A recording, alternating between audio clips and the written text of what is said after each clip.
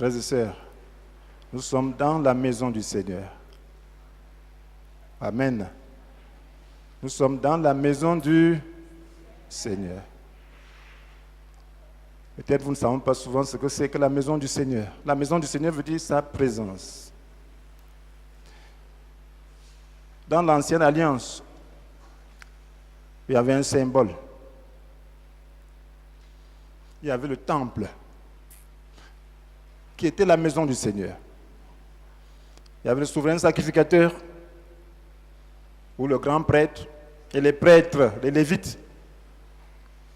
Vous savez, la maison du Seigneur, c'est un lieu où on adore Dieu. Le grand prêtre était supposé être toujours dans la présence de Dieu, toujours dans le temple pour l'adorer. Aucun facteur extérieur ne devait troubler l'adoration qui est due à Dieu. Donc quand nous venons dans la maison du Seigneur, nous devons savoir que nous venons pour l'adorer. Aucun facteur extérieur ne doit perturber l'adoration qui est due à Dieu. Parce que Dieu doit être adoré. Et lorsque nous connaissons cela, c'est là que nous sommes agréables à Dieu. Ce matin, nous parlons de comment adorer en tout temps. Ne portez jamais vos fardeaux pour venir dans la maison du Seigneur. Ne portez jamais vos problèmes interpersonnels pour venir dans la maison du Seigneur. Lorsque nous venons dans la maison du Seigneur, c'est parce que nous sommes d'accord que nous voulons l'adorer. Et c'est ça qui nous unit. Et la Bible nous dit de nous décharger sur lui de tous nos fardeaux, car lui-même prend soin de nous. Si vous avez un problème avec quelqu'un, ne portez jamais ça dans la maison du Seigneur. Lorsqu'on dit adorer, tout le monde doit adorer.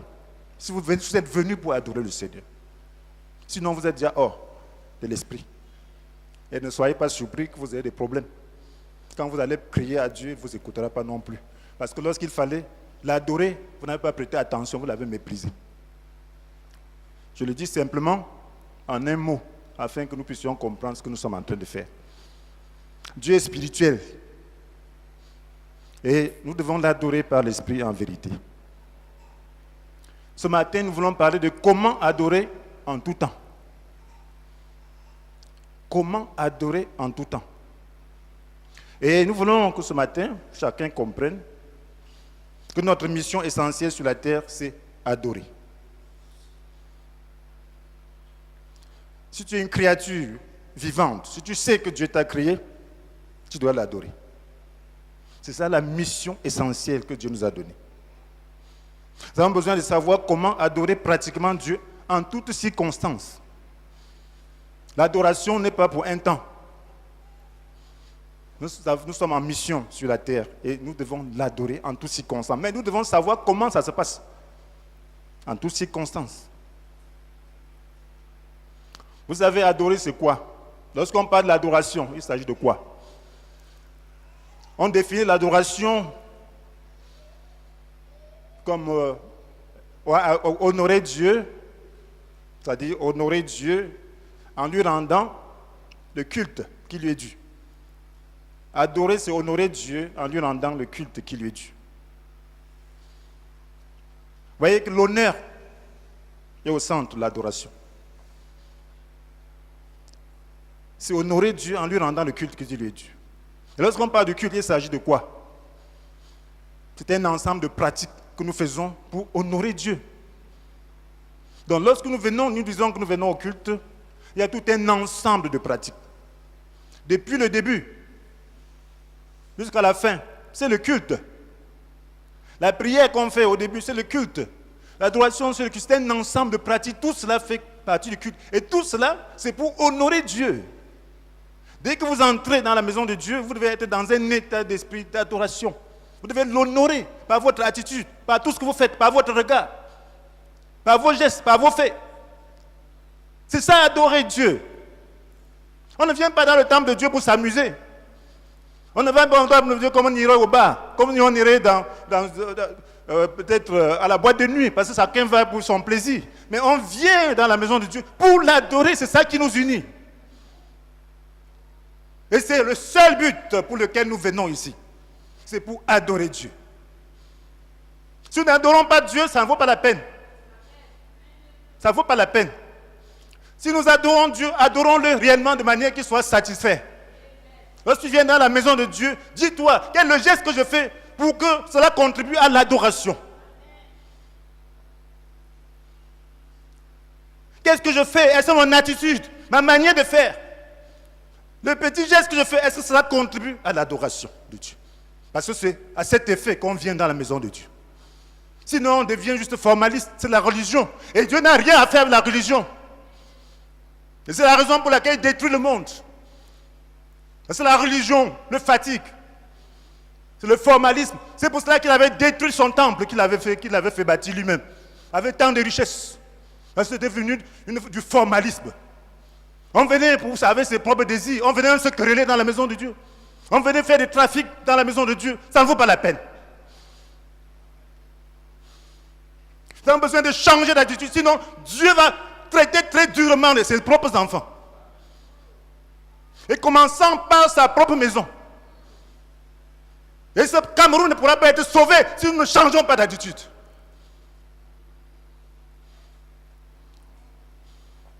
Ta responsabilité, c'est toi et moi. Ça commence dans ton propre cœur, dans ta propre attitude. Et lorsqu'on vient dans la maison de Dieu, c'est plus sévère. Parce que lorsqu'il y a une fête nationale, c'est très dangereux, l'attitude que tu as. Pendant la fête, ça se remarque. Et dans certains pays, tu peux perdre ta vie à cause d'une attitude. C'est la même chose avec Dieu. Une attitude de découragement, ça peut te coûter très cher dans ta vie spirituelle. Très cher. Et lorsque nous venons dans la maison de Dieu, sachons ce que veut dire adorer Dieu. Parce que les temps changent. Vous avez besoin de changer, de comprendre que les temps changent. Et lorsque les temps changent, il faut aller à la vitesse supérieure. Frères et sœurs, adorer Dieu. Lorsqu'on parle d'adorer Dieu, on voit déjà un lieu de culte. On voit un temple. Et lorsque Jésus est venu, il y avait le temple où on adorait Dieu. Et c'est la raison pour laquelle il avait fait le fouet un jour pour chasser les changeurs d'argent, les vendeurs de pigeons. Parce qu'il avait dit que sa maison doit être un lieu de prière. Tout ce qu'on fait dans la maison de Dieu, c'est pour prier. C'est pour l'honneur de Dieu. Et lorsqu'on ne le fait pas, à un moment donné, Jésus était là, il voyait tout le temps, il allait au temple tout le temps. Mais ce jour-là, c'était le temps. Cela marquait un temps. Il a fait le fouet, il a chassé les gens, il a renversé. Certains ont perdu leur capital ce jour-là. Il a renversé l'argent sans pitié, il a dispersé. Il a fait partir les animaux, les pigeons sont envolés. Certains ont eu des pertes. Parce que ce jour-là, il ne fallait pas s'amuser. Donc, le temple est un lieu de culte. Et vous savez, chacun de nous est un lieu de culte. Si tu es un adorateur, Dieu a prévu que tu sois un temple. Un lieu de culte. Un lieu où l'adoration doit monter auprès du Seigneur. Et c'est la raison pour laquelle il avait dit à la femme samaritaine, qui était en train de se poser des questions, de savoir est-ce qu'il faut adorer sur cette montagne ou cette autre. Et les Juifs vous disent qu'il faut adorer à Jérusalem. Oui, Dieu avait choisi Jérusalem. Mais Jésus a dit à cette femme dans Jean chapitre 4, verset 23, mais l'heure vient, et elle est déjà là, où les vrais adorateurs adoreront Dieu le Père par l'Esprit et en vérité. Car le Père recherche des hommes qui l'adorent ainsi. Il disait que le temps est venu, Jean 4, verset 23. Où les vrais adorateurs adoreront le Père par l'Esprit et en vérité, car le Père recherche des hommes qui l'adorent ainsi. Les vrais, ça veut dire qu'il y a des faux. Les vrais, Dieu recherche de vrais adorateurs. Des gens qui font d'abord de ce temple une réalité, un lieu d'adoration. Par l'esprit, en vérité, ça veut dire que c'est un culte spirituel. En vérité, ça veut dire que l'intention est réelle. On veut honorer Dieu. On veut l'élever. On veut apprécier sa grandeur. Dieu recherche de tes adorateurs. Si la Bible nous dit que Dieu recherche de tes adorateurs, cela veut dire que dans le dessein originel de Dieu, lorsqu'il créait l'homme, c'était pour qu'il adore. Cela suggère cela. Il recherche. Mais où sont-ils partis? Lui, il a créé l'homme pour qu'il adore. Mais l'homme a été séduit pour s'adorer lui-même et adorer autre chose. Adorer d'autres dieux. Adorer ses plaisirs. Adorer autre chose que Dieu. Voilà pourquoi Dieu recherche. Dieu recherche de tels adorateurs. Et il veut que son dessein initial s'accomplisse. Et c'est la raison pour laquelle Jésus est venu dans le monde. Pour pouvoir se faire une armée d'adorateurs. Pour pouvoir se faire une épouse qui adore Dieu. Et si tu es dans sa maison aujourd'hui, cela suppose que tu fais partie de ceux-là. Cela suppose que tu veux adorer Dieu par l'esprit et en vérité. Cela suppose que Dieu t'a trouvé. Et c'est la raison pour laquelle il veut te parler ce matin à propos de l'adoration. L'adoration. Adorer Dieu en tout temps. Mais comment le faire? Comment réussir son adoration? Comment accomplir ce dessein originel de Dieu? Si tu as cette préoccupation, elle est bonne. Tu trouveras une réponse. Comment le faire en tout temps? Parce que nos circonstances changent. Qu'est-ce que Dieu demande à l'homme? Qu'est-ce qu'adorer Dieu en toutes circonstances? C'est de ça qu'il est question ce matin, mes frères et sœurs. L'adoration est avant tout une attitude de soumission et d'obéissance. C'est d'abord une attitude de soumission et d'obéissance. Un état de consécration à Dieu. Lorsque tu dis que tu es adorateur, cela suppose que tu veux être soumis à Dieu, cela suppose que tu lui es obéissant, cela suppose que tu as une attitude de consécration, que tu es dans un état de consécration. Ça veut dire que tu t'es consacré à faire ce travail. Parce que l'adoration, c'est un don sans réserve. Dans l'Ancienne Alliance, cela a été symbolisé par l'Holocauste. Et l'Holocauste était un sacrifice qu'on ne partageait pas. Il était entièrement consumé par le feu. Ça représente l'adoration où on se donne entièrement, tout entier à Dieu. Dis, Dieu, me voici pour faire ta volonté. Me voici pour accomplir ton dessein. Me voici pour t'obéir.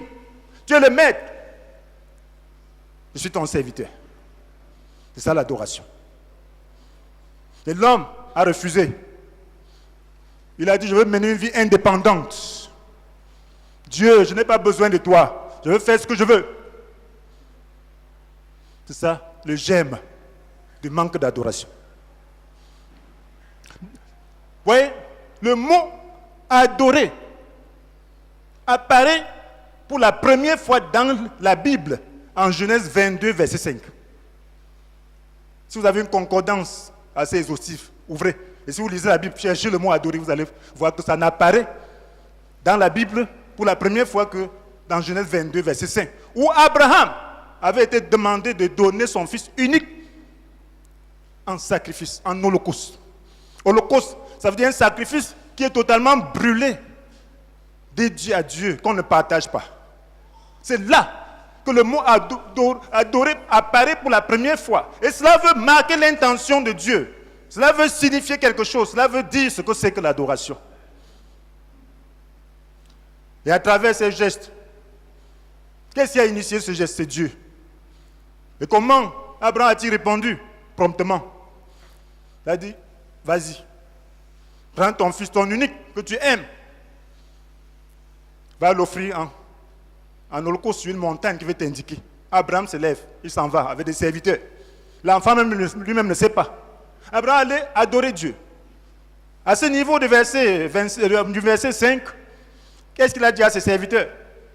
Il dit, restez ici avec l'âne. Le garçon et moi, nous irons jusque là-bas pour adorer Dieu. Puis nous reviendrons vers vous. Il a dit, vous restez ici, nous, moi et le garçon, nous irons jusque là-bas sur la montagne là, pour adorer Dieu et ensuite nous reviendrons vers vous. Adorer Dieu là, c'était pour sacrifier. L'adoration était déjà là. C'était un état de soumission, c'était un état d'obéissance. Il sacrifiait par obéissance à Dieu. Il sacrifiait parce qu'il était consacré à Dieu. Il voulait réjouir le cœur de Dieu. Il voulait l'honorer, il voulait lui faire plaisir. Adorer veut dire rechercher le plaisir de Dieu et non notre propre plaisir. On ne vient pas à l'église chercher de bonnes émotions. C'est de l'idolâtrie. On vient chercher à satisfaire le cœur de Dieu. On vient chercher à lui dire des choses qui viennent du profond de nos cœurs et à nous approprier des paroles que des gens ont inspirées, ont élevées à Dieu pour qu'elles deviennent aussi nos paroles, que nous élevons par l'esprit en vérité. C'est pour cela que quand tu viens à l'église et ton cantique, parce que cela montre si tu es un adorateur ou pas. Et ton cantique, au début nous avons donné des cantiques, ça disparaissait. Quelqu'un pouvait faire disparaître même 3 fois. Mais achète maintenant ton cantique pour prouver que tu aimes Dieu, pour prouver que tu viens l'adorer. Ne viens pas faire le spectacle. Ne viens pas juste rester là. Viens, chaque mot, un mot seulement peut faire le déclic. Et que tu parviens à adorer Dieu par l'esprit. Mon frère, cessons d'être des religieux. On pense à Dieu seulement le dimanche. Cela veut dire qu'à la maison même, peut-être tu n'adores même jamais. Tu n'adores pas. Et tu viens au culte, comment peux-tu bien adorer si tu n'adores même pas chez toi? Quand tu n'as même pas l'état d'esprit d'adoration, tu vas faire comment? Mon frère, il y a des gens qui peuvent faire une semaine, ils n'adorent pas Dieu. Ils n'adorent que lorsqu'il y a une réunion. Ça, c'est la religion. Cesse de faire cela. Après, tu vas dire que ta vie ne donne pas. Elle ne donne pas parce que tu n'es pas en relation avec Dieu. Elle ne donne pas parce que le royaume de Dieu n'est pas avec toi. Elle ne donne pas parce que tu n'es pas en communion avec le ciel. La petite chose va t'ébranler parce que tu vis dans ce monde au lieu de vivre dans le royaume de Dieu. Il faut vivre dans le royaume de Dieu. Étant dans ce monde. Si nous ne devenons pas spirituels en ce jour-ci, nous allons être les plus à plaindre de tous les hommes. Parce que les temps seront très, très, très difficiles. Et les pieds seront très, très subtils. Très subtils.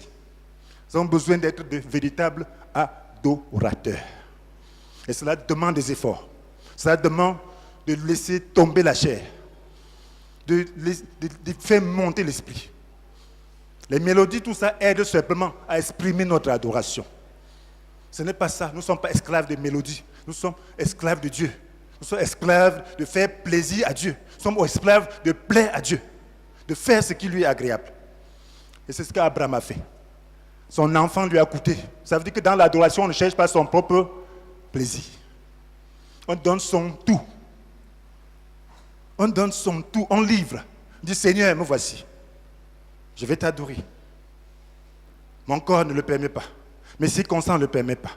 Je ne me sens pas bien en moi-même. Mais je t'offre ce sacrifice. C'est toi que je veux servir. Je ne peux même pas me tenir debout. Mais par la foi, je me tiens debout. Et je me sens fort. Je ne peux pas. Parce que je veux t'adorer.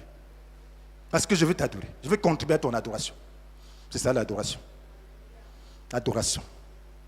Adorer. Satisfaire son cœur. Vous voyez, dans l'ancienne alliance, l'adoration était symbolisée par le sacrifice d'animaux.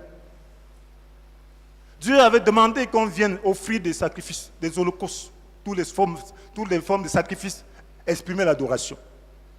Mais la forme qui exprime l'adoration même, c'est l'holocauste. Et vous savez, voyez, tout devient formaliste. Les gens venaient offrir. Bon, c'est Dieu, on brûle. On ne sait pas comment ça fait. Peut-être les bêtes malades, souvent, on ne peut pas les manger parce qu'on a peur des maladies. Mais à Dieu, on venait offrir des bêtes malades. On venait offrir des bêtes boiteuses. On venait offrir des bêtes aveugles. C'était devenu une formalité. On n'avait plus la appréciation du Dieu à qui on offrait le sacrifice. Le cœur n'était plus dans la grandeur de Dieu. On ne savait plus que Dieu nous voit dans tout ce que nous faisons. Ce qui servait à jeter ce qui ne pouvait pas coûter assez, on prenait pour aller offrir à Dieu. Vous savez ce que Dieu a dit? C'était dans la formalité. Les adorateurs ne venaient plus adorer selon les normes. Ils ne venaient plus offrir leur tout, leur cœur. Parce que l'adoration normale, c'était choisir une bête sans défaut.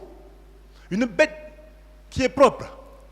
Une bête que Dieu va honorer lorsqu'il va regarder comme ça et dire, oui, celui-ci, Il m'honore.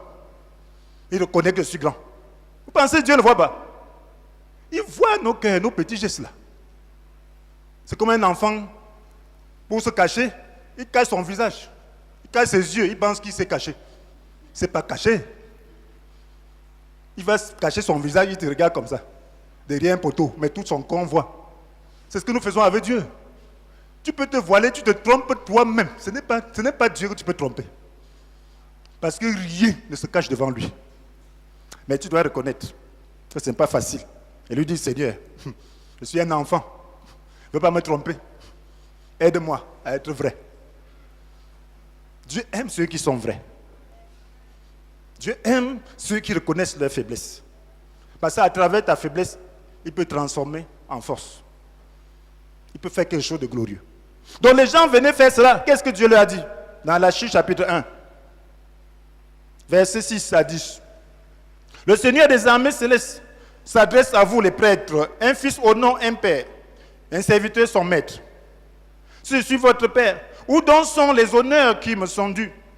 Si je suis votre maître, pourquoi ne me révérez-vous pas? Et puis, vous demandez, en quoi t'avons-nous méprisé? Vous apportez sur mon autel des aliments impurs. Et puis vous demandez, en quoi t'avons-nous profané? Ah, impurs, eux-mêmes ne peuvent pas manger. Mais ils pensent que c'est bon pour Dieu. C'est en disant, la table de l'Éternel n'a guère d'importance. Quand pour le sacrifice, vous venez présenter un animal aveugle, n'y a-t-il rien de mal? Et quand vous présentez une bête éclopée ou un agneau malade, n'y a-t-il rien de mal? Offrez-le donc à votre gouverneur, sera-t-il content de vous? Vous fera-t-il bon accueil? Dit l'Éternel, le Seigneur des armées célestes. Ensuite, après avoir agi ainsi, vous venez supplier Dieu d'avoir pitié de vous. Vous fera-t-il bon accueil? C'est là ce que demande le Seigneur des armées célestes. Qui enfin parmi vous se décidera à fermer les portes de mon temple pour que vous n'allumiez plus inutilement le feu sur mon autel? Je n'ai aucun plaisir en vous, dit l'Éternel. Le Seigneur des armées célestes, je n'accepte pas l'offrande de vos mains. Voilà le formalisme. Lorsqu'il y a le formalisme, Dieu te demande qui peut même détruire ça. Ça me gêne. Quand vous voyez l'église avoir des problèmes, c'est parce que les adorations, ça gêne Dieu. Les gens se regroupent pour se réjouir sentimentalement dans l'idolâtrie avec toutes sortes d'esprits qu'ils expriment. Toutes sortes de désirs, de colère, de haine. Ça sent mal. Dieu se demande qu'est-ce qu'il peut faire pour détruire.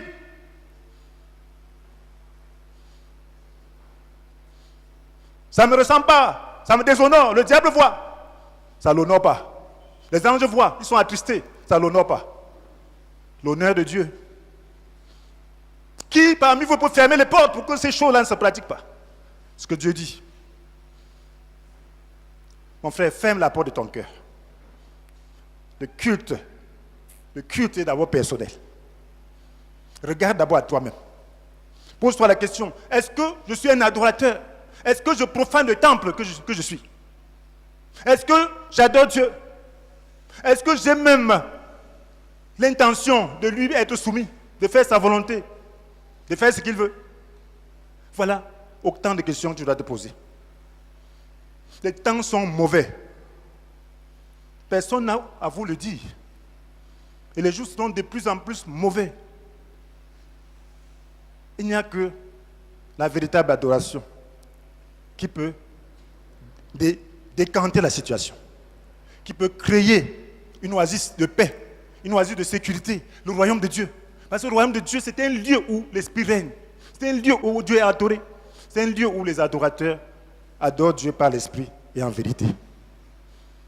Mes frères, le Seigneur dit encore, parce que vous voyez, l'adoration, c'est honorer.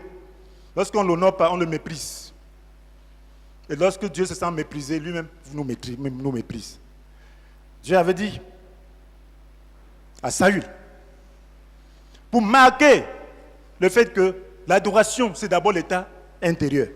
C'est l'état de soumission. C'est l'état d'obéissance. C'est l'état de consécration. Qu'est-ce qu'il lui avait dit? Dieu lui avait dit d'aller vouer, pas interdire les Amalécites. il a épargné de veau gras et son roi. Quand Saül vient lui demander, il dit qu'il a exécuté, il est même très content. Mais il avait épargné le veau gras pour sacrifier à Dieu, disait-il. Mais qu'est-ce que Dieu lui a dit dans 1 Samuel 5, verset 22? Il dit, les holocaustes et les sacrifices font-ils autant plaisir à l'Éternel que l'obéissance à ses ordres? Non, car l'obéissance est préférable au sacrifice. La soumission vaut mieux que la graisse de bélier. Donc, tout cela devrait être l'expression de l'obéissance et de la soumission. Tout cela devrait être l'expression de la soumission et de l'obéissance, de la consécration. Mais c'est devenu du formalisme. Et pour ces raisons, Dieu avait rejeté Saül. Tu n'es pas un adorateur. Dieu recherche des adorateurs. Est-ce que Dieu t'agrée? Est-ce que tu es un adorateur? Le saliste, tu dois te poser cette question. Mais il veut que tu sois un adorateur. Que tu l'adores en tout temps. Dieu demande qu'on l'adore constamment. Dans le temple, on devait brûler constamment un animal sur l'autel pour entretenir le feu. Vous pouvez voir cela dans Exode 22, verset 38 à 42. Constamment. On appelait ça le sacrifice perpétuel. Il y avait toujours un holocauste qui entretenait le feu. Le matin, on mettait un holocauste, un animal. Là, ça brûle. Parce que quand ça brûle, vous voyez, il y a la graisse, il y a la chair, il y a l'eau.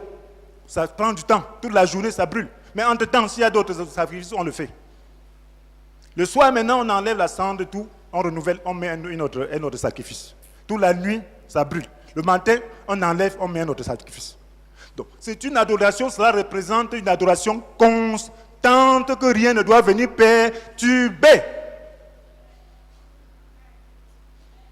Rien ne doit perturber ton adoration à Dieu. C'est un état de consécration. Le souverain sacrificateur ne devait pas être perturbé par un seul deuil, même pas un. Parce qu'il représentait l'adoration due à Dieu. Les autres pouvaient le faire, mais lui, il devait rester toujours dans la présence de Dieu. Ceci parle de notre état d'esprit dans ce monde. Ça ne veut pas dire qu'on ne doit pas participer au deuil. Cela veut dire que notre esprit doit être toujours avec Dieu. Dans toutes les situations. Parce que c'est le ciel qui gouverne la terre. Si ton esprit est déjà comme celui du monde, qui va apporter le royaume de Dieu? C'est que c'est le découragement total. C'est fini. Il n'y a plus d'espoir. Mais ce n'est pas ainsi que le Seigneur demande qu'on fasse. Donc, vous voyez, frères et sœurs, nous sommes le temple de Dieu. Et rien ne doit perturber l'adoration qui est due à Dieu à partir du temple que tu représentes. La Bible nous dit, dans ceux qui ne connaissent pas, 1 Corinthiens 3, verset 16, ne savez-vous pas que vous êtes le temple de Dieu? 1 Corinthiens 3, verset 16. Ne savez-vous pas que vous êtes le temple de Dieu? Et que l'Esprit de Dieu habite en vous? Ne savez-vous pas que vous êtes le temple de Dieu et que l'Esprit de Dieu habite en vous? Vous êtes le temple, nous sommes le temple. Aujourd'hui, notre adoration est du cœur. Elle s'exprime à travers nos actes, mais à travers aussi nos bouches, à travers les chansons que nous offrons à Dieu. C'est juste une forme d'adoration lorsque nous chantons. C'est l'expression de notre cœur. Mais l'adoration, c'est déjà un état d'esprit. La Bible nous dit d'ailleurs à cet effet dans Hébreux 13, verset 15. Par Jésus-Christ, offrons donc en tout temps à Dieu un sacrifice de louange qui consiste à célébrer son nom. Par Jésus-Christ, offrons donc en tout temps à Dieu un sacrifice de louange qui consiste à célébrer son nom. Voilà un sacrifice. Donc, cet écrivain d'Hébreux était bien plongé dans les enseignements de l'Ancien Testament. Donc, il savait que le sacrifice était pratiqué. Et on dit qu'il écrivait peut-être aux Juifs. Donc, il leur parlait du sacrifice. Ce sacrifice-là, il comprenait bien ce que c'est. On offrait le sacrifice à Dieu. Mais ce sacrifice représentait vraiment l'adoration. Il dit maintenant, offrons donc à tout temps à Dieu un sacrifice de louange. La louange, c'était un sacrifice qui consiste à célébrer son nom. Amen. Lorsqu'on parle de louange, il ne s'agit pas de la forme. Parce que si on veut parler de tout ce que nous appelons adoration, ce n'était pas pour distinguer louange et adoration comme nous le faisons. C'était pour parler de l'expression en musique et en parole, de ce que nous offrons à Dieu comme adoration. Vous avez besoin de comprendre le sens biblique. C'est la même chose, nous exprimons aujourd'hui. On peut ne pas vouloir donner des détails, on dit une chose pour représenter beaucoup de choses. C'est la même chose, ça se fait. Mais n'importe qui le fait. Alléluia. Donc on n'entend pas que maintenant la louange. Non. Louange, c'est l'adoration, c'est les paroles que tu élèves. C'est de ça qu'il est question. Et lorsqu'on parle de louange, il faut savoir de quoi même il est question. Dans la Bible. Même en temps de malheur, nous devons remercier Dieu. Le temps de malheur n'est pas exemple. Nous disons que nous devons adorer Dieu en tout temps, n'est-ce pas? Constamment. Cela veut dire que même en temps de malheur, nous devons adorer Dieu. Et vous voyez Job, la Bible a des images. Dieu veut qu'on comprenne son message. Dieu a pris Job comme un exemple. Il était le plus riche de son époque.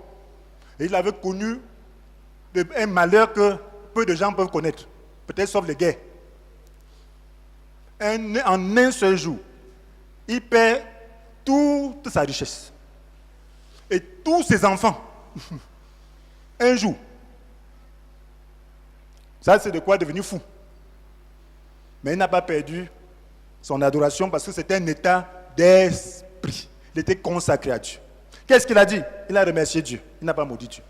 Dans Job 1, verset 21. Je suis sorti nu du ventre de ma mère et j'y retournerai nu. L'Éternel a donné, l'Éternel a repris. Que l'Éternel soit loué. Amen. Il a loué Dieu. Mon frère, lorsque tu es dans le noir, lorsque tu as la plus grande déception, dis, c'est pas ça qui fait ma vie. Dieu élève, il abaisse. Que son nom soit loué. Tu peux connaître le malheur aujourd'hui, demain tu vas connaître le bonheur. Ainsi de suite. C'est ça la terre. Mais que son nom soit loué. Parce que lui ne change pas. Et il m'a créé pour l'adorer. Il ne demande pas mon avis. C'est pour ça que je vis. Et je dois comprendre cela. Vous voyez, nous devons donc veiller à ce que les circonstances ne nous détournent pas de notre mission sur la terre. Parce que les circonstances veulent nous détourner. Nous ne nous mettons pas avec les païens qui n'ont pas d'espérance pour nous affliger comme eux. C'est ce que la Bible nous recommande dans 1 Thessaloniciens chapitre 4, n'est-ce pas? Parce qu'ils n'ont pas d'espérance, nous avons l'espérance. Lorsque tu as l'espérance, tu dois te focaliser sur cette espérance et la rendre plus glorieuse. Et donc aider les gens. Ceux qui n'ont pas Dieu, qui n'ont pas l'esprit, c'est les chrétiens, c'est l'Église qui devrait être la consolation de ceux-là qui n'ont pas Dieu. Mais quand c'est le monde qui est ta consolation, il y a problème. Il y a problème. Ça veut dire que l'espérance n'est pas forte. La Bible nous dit dans 1 Thessaloniciens chapitre 5, verset 18. 1 Thessaloniciens chapitre 5, verset 18. Remerciez Dieu en toutes circonstances. Telle est pour vous la volonté que Dieu a exprimée en Jésus-Christ. On a dit de remercier Dieu quand tout va bien. Toutes circonstances, dans n'importe quelle circonstance où tu te trouves. Si tu perds ton père, ta mère, tes enfants, tu dois toujours remercier Dieu. Tu es malade, tu es en bonne santé, tu dois toujours remercier Dieu. Tu as mangé, tu n'as pas à manger, tu dois remercier Dieu. Tu as où dormir, tu n'as pas où dormir, tu dois remercier Dieu. Tu passes un concours, tu échoues, tu dois remercier Dieu. La première chose, c'est remercier Dieu. Je rends grâce à quelqu'un que je connais, je ne veux pas dire le nom. Il avait reçu un coup brutal. La première expression, c'était gloire à Dieu. Parce que quand tu rends gloire à Dieu, Dieu se glorifie dans la situation. Et Dieu s'est glorifié dans la situation qu'elle a perdue, elle a eu, je ne sais pas, au quintuple. Quand tu rends gloire à Dieu, Dieu entre dans la chose. Si c'est Dieu qui dit qu'il doit se glorifier, il va se glorifier. Mais quand tu ne rends pas gloire à Dieu, les démons entrent dans la chose et te font ça dur. Tout le monde devient des ennemis. Tout le monde devient des problèmes. Quand vous voyez les gens agir sans logique, c'est qu'il y a des démons quelque part. Parce que l'Esprit de Dieu est logique. C'est comme ça que moi je discerne. Quelque cause avec les gens, quand tu manques déjà le logique, c'est qu'il y a des démons quelque part. Simple.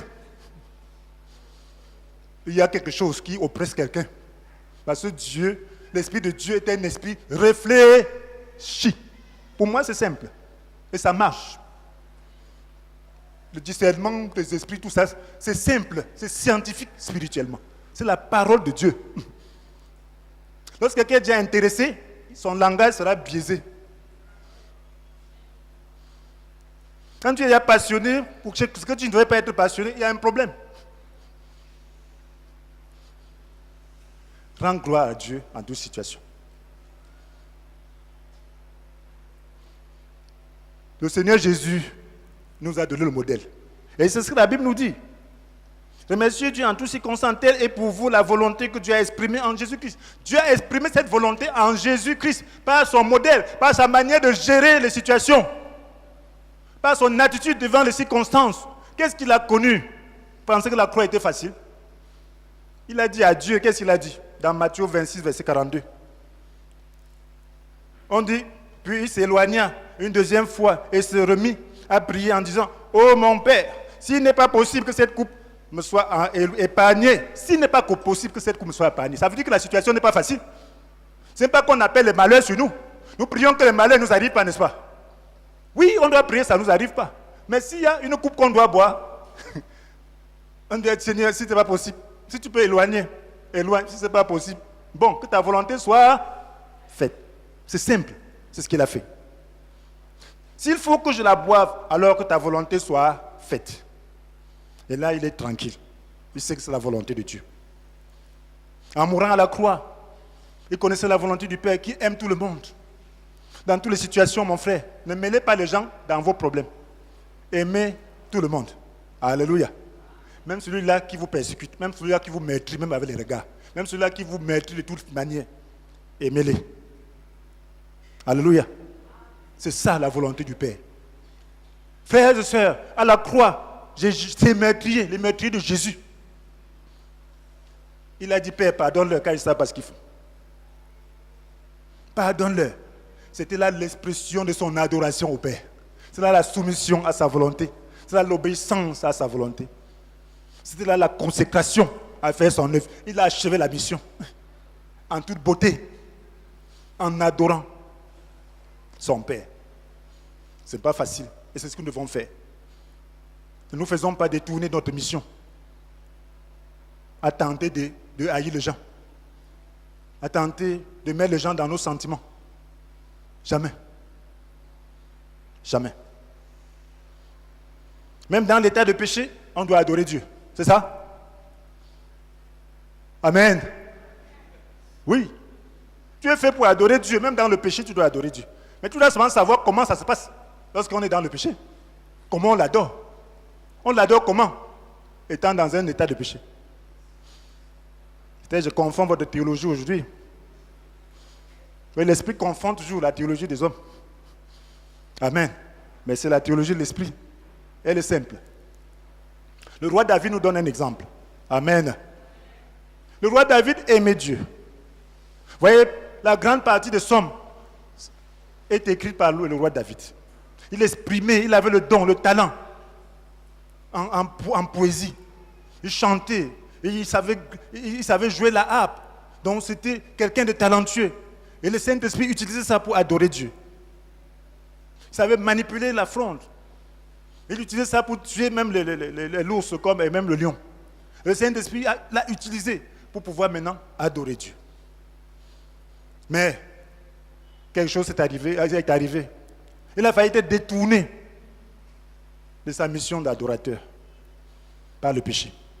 Il est tombé dans l'adultère momentanément. Et ça l'a amené à commettre même indirectement un meurtre contre son soldat, son mercenaire. Oh, qu'est-ce qu'il fallait faire? Il fallait toujours adorer Dieu. Qu'est-ce qu'il dit dans son expérience? Dans Somme 51, verset 19. Il dit, le seul sacrifice qui convienne à Dieu, c'est un esprit humilié. Oh Dieu, tu n'écartes pas un cœur brisé contre. Il dit, tu n'as pas voulu Si tu voulais les holocaustes, les sacrifices, je t'aurais donné. Alléluia. Donc dans cet état de péché, tu n'as pas besoin de dire, oh Dieu, oh crée à moi, je suis content. Lorsqu'on me dit, allons dans la maison du Seigneur, venez le célébrer. Oh Jésus, tu es bon pour moi. Ça ne convient pas à un péché. Ça ne convient pas à un péché. Qu'est-ce qui convient à un péché? Somme 51, verset 19. Peut-être qu'il faut que je lise l'autre verset. Au verset 18, il dit, car tu ne désires pas que je t'offre un sacrifice. Je t'aurais offert des holocaustes. Mais tu n'y prends pas plaisir. Pourquoi? Parce qu'il était dans le péché. Il dit, le seul sacrifice qui convienne à Dieu, c'est un esprit humilié. Oh Dieu, tu n'écartes pas un cœur brisé et contrit. L'adoration que tu peux offrir à Dieu, c'est la repentance. Dans le péché, l'adoration que tu offres à Dieu, c'est la repentance. C'est ça que Dieu écoute. Et c'est ça qui va réjouir le ciel. Parce que la Bible nous dit qu'il y a de la joie au ciel pour un seul péché qui se repent que pour 99 justes qui n'ont pas besoin de repentance. Luc chapitre 15, n'est-ce pas? Verset 10, n'est-ce pas? Alléluia. Cela veut dire que si tu es dans le péché, tu te repens, c'est l'adoration que tu es en train d'offrir à Dieu. Et que Dieu peut écouter et qui peut inclure les anges. Que les anges peuvent comprendre. Qui peut remuer le ciel. Cela veut dire que tout le temps, nous devons reconnaître notre état de péché. Amen. Mon frère, ne dors pas avec la haine dans ton cœur. La Bible dit que si tu es en colère, mets-toi en colère, mais ne pêche pas.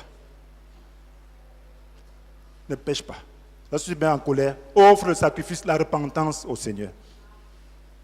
C'est la seule adoration. Ne mets pas à adorer, élever les mains qui sont impures à Dieu. La Bible dit lorsque nous prions, que nous élevions les mains pures. Alléluia.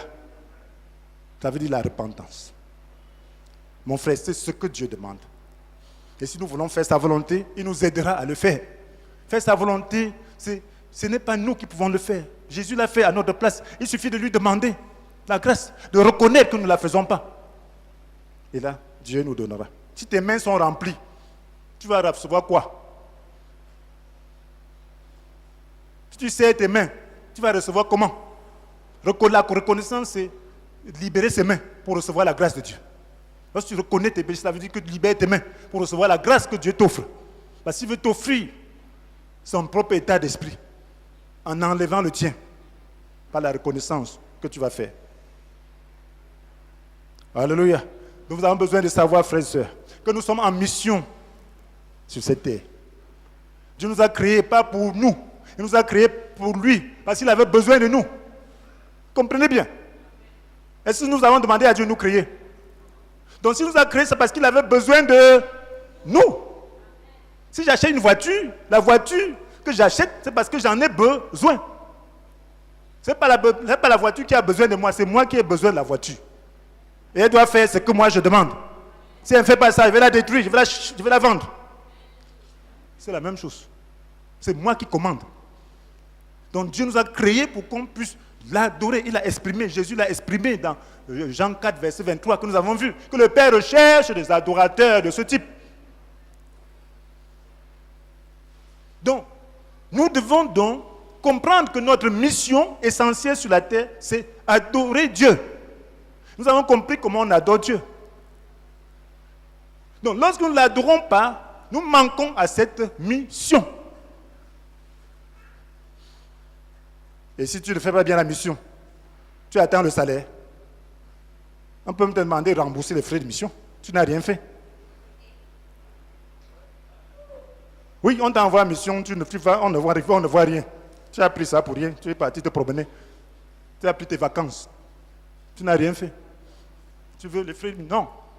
Mon frère, si tu fais bien cette mission, celui qui est en mission, il y a des gens ici qui sont souvent en mission.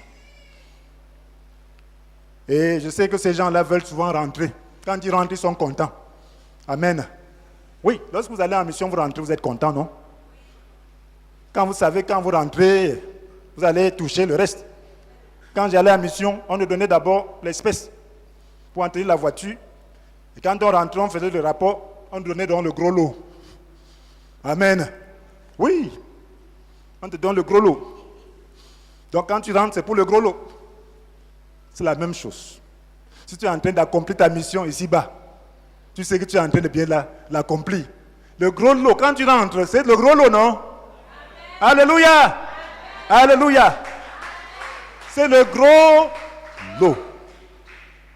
Et si tu es en train d'accomplir bien, tu sais que quelqu'un est en train de bien accomplir, il rentre, tu verras qu'il rentre. Il y a le moment, les gens rentrent, il y a plus des histoires. Quelqu'un est en train de rentrer, on est en train de crier qu'il ne rentre pas. Il vient, il voit comment les gens crient, il dit merde, donc ils veulent que je souffre encore ici là. Ils ne comprennent pas ce que ces gens-là sont en train de faire, parce qu'il ne veut même plus rentrer. On dira, il dit je ne peux même pas rentrer là. Je ne peux plus. Je ne peux plus. J'ai dit non, va accomplir une mission, c'est là qu'il accepte. Alléluia. Oui, mon frère, lorsque tu rentres, un chrétien, ça doit être une réalité, mon frère. Que notre foi ne soit pas le formalisme. Que notre foi soit vivante. Si notre attitude n'est pas conforme à nos paroles, c'est quoi alors? C'est la religion. On est en train de faire quoi? Un chrétien doit avoir peur de rentrer. Alléluia. Il doit plus avoir peur de ne pas bien accomplir sa mission. Parce qu'il y en a qui rentrent, ils se retrouvent plutôt en prison parce qu'ils ont fait beaucoup de mauvaises choses. Donc si tu es sûr que tu es en train de faire bien la mission, rassure-toi seulement que tu es en train de faire bien ta mission et que quand tu vas retourner, tu seras glorifié, n'est-ce pas? C'est ce que la Bible nous demande. Nous sommes en mission. Si tu es un adorateur, quand la mission finit, tu chantes. S'il arrivait que ma mission finisse avant que Jésus arrive, mon frère, je ne veux même pas voir une goutte de larmes. Je veux voir l'adoration. Comment on dit qu'on peut me laisser voir encore les gens et voir comment les gens font là. J'aimerais voir tout le monde tellement content que le gros lot est allé chercher son gros lot. Hey! Je serais très content de voir ça. Je serais très mécontent de voir une goutte de larmes. Très mécontent. Mais frère, c'est de ça qu'il est question. Parce que, mon frère, nous allons où? La Bible nous dit dans 2 Corinthiens 4, verset 17. En effet, nos détresses présentes sont passagères et légères par rapport au poids insurpassable de gloire éternelle qu'elle nous prépare. Poids insurpassable de gloire. Je m'en vais voir la gloire, tu plais? Oh, est-ce que tu m'aimes? Non. Quand je finis ma mission, je sais que ma mission est finie. Je ne veux même plus faire même une seconde, je dis souvent ça. Si ma mission est finie, je n'ai pas besoin de faire une seconde ici. Même pas une seconde. Mais personne ne peut m'empêcher de faire ma mission. Amen. Quand elle est finie, chacun veut se reposer. Chacun veut avoir son gros lot. Rassurez-vous seulement que vous êtes en train de faire votre mission. Rassurez-vous seulement que lorsque vous serez bien accueillis là-bas. Si vous n'êtes pas sûr, c'est le moment de le faire. Ceux qui ne croient pas à cela, ça me fait pitié. Qu'un être humain soit dans ce monde, il ne prépare pas l'au-delà. Ça me fait beaucoup pitié. Quand je regarde souvent les gens, ça me fait pitié, je pleure. Je dis que ces gens-ci, je vois certains sont dans des voitures comme ça, ils pensent qu'ils sont contents, ils sont heureux, avec les lunettes. Je dis, oh mon Dieu. Oh. Oh, si c'était que je n'avais pas de voiture, je pouvais penser que ça donnait quelque chose. Je dis, Seigneur, est-ce qu'ils savent même ce qu'ils font? Ils font même quoi? Alors que le sort d'un animal est meilleur au leur. Un animal fini. Mais toi, tu rentres pour rendre compte. Parce qu'à partir du moment où tu as le libre arbitre, tu as aussi la responsabilité.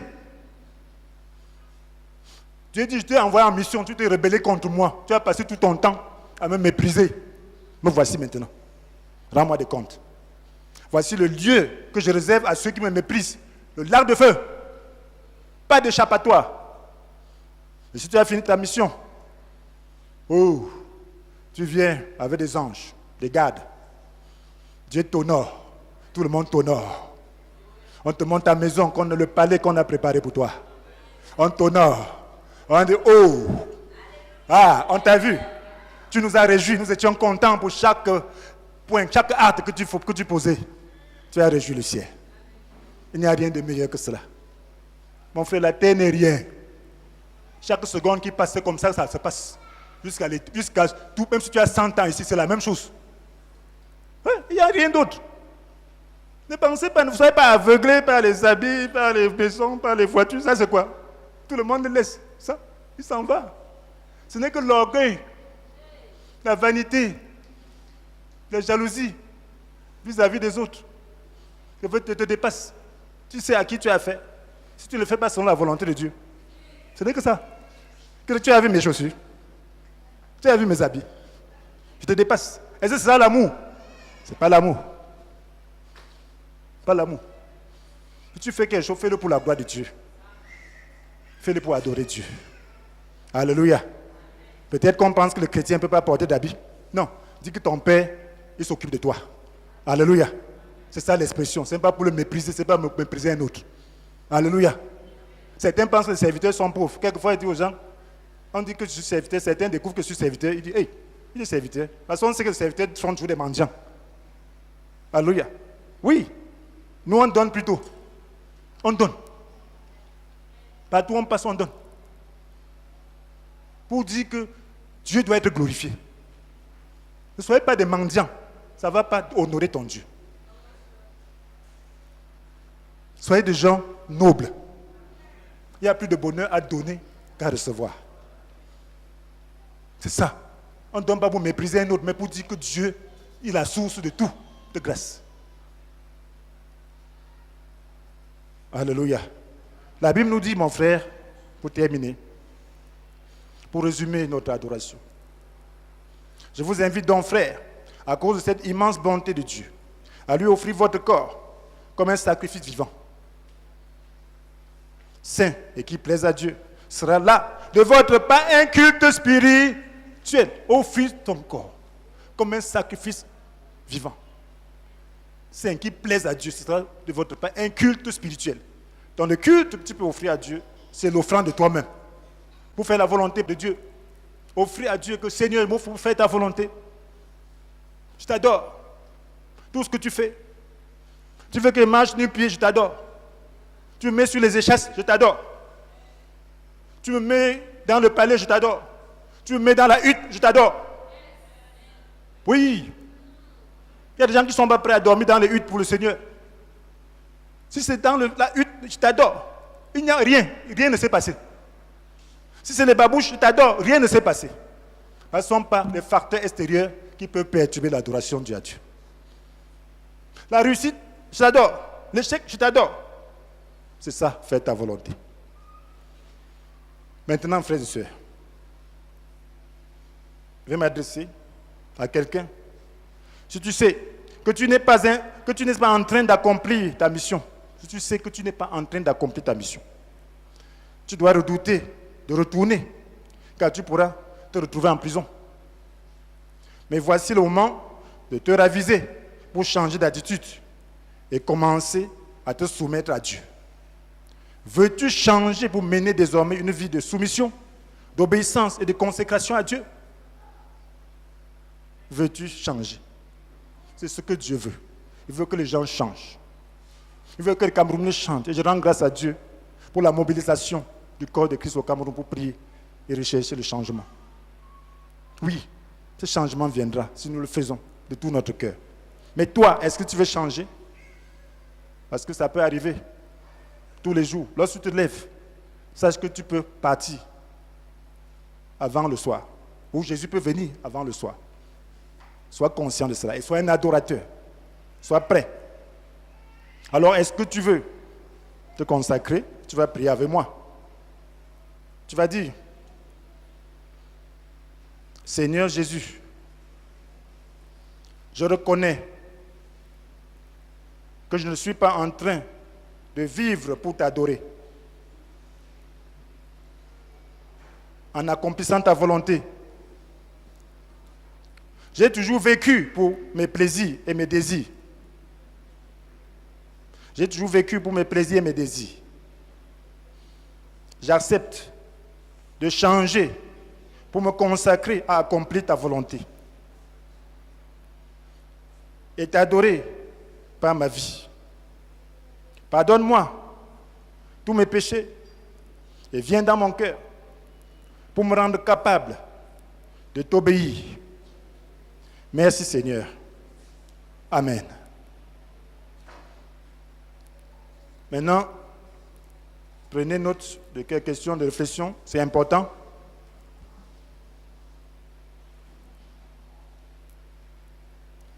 Comment savons-nous que Dieu nous a créés pour l'adorer? Comment savons-nous que Dieu nous a créés pour l'adorer?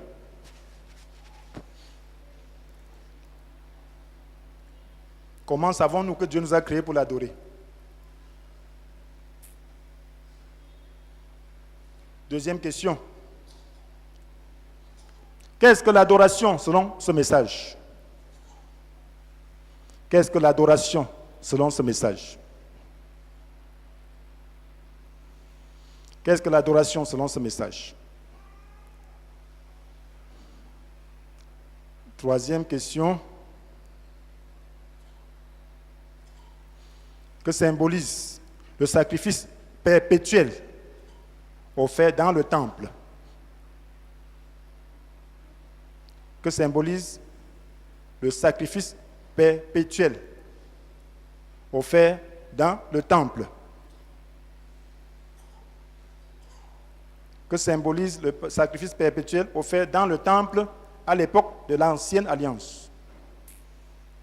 Offert dans le temple à l'époque de l'Ancienne Alliance. Que symbolise le sacrifice perpétuel offert dans le temple à l'époque de l'Ancienne Alliance? 4. Devons-nous remercier Dieu en temps de malheur?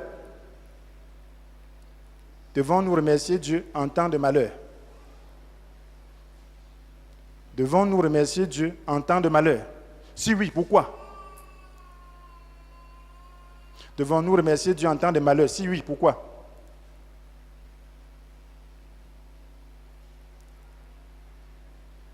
Si oui, pourquoi?